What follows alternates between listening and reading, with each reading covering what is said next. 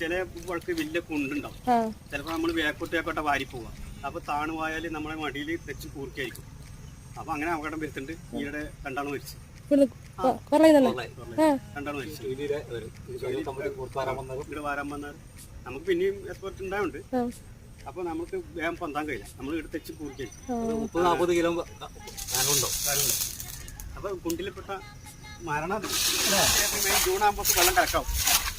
ഇപ്പം വെള്ളം ഏകദേശം പോകാനായി പോയാൽ നമ്മളെ തൊഴിലായില്ല ഈ ചക്കവാരി ജീവിക്കുന്നത്. അപ്പോൾ ഇനി നമുക്ക് ഇനി വെള്ളത്തിക്കാൻ കഴിയും. വെള്ളം കലക്ക് വന്ന് വെള്ളം പാറ ഇതാകാനും മഴവെള്ളം പൊന്തും. ഇനി ഒരു മാക്സിമം ഒരു മാസം കൂടി ഉണ്ട്.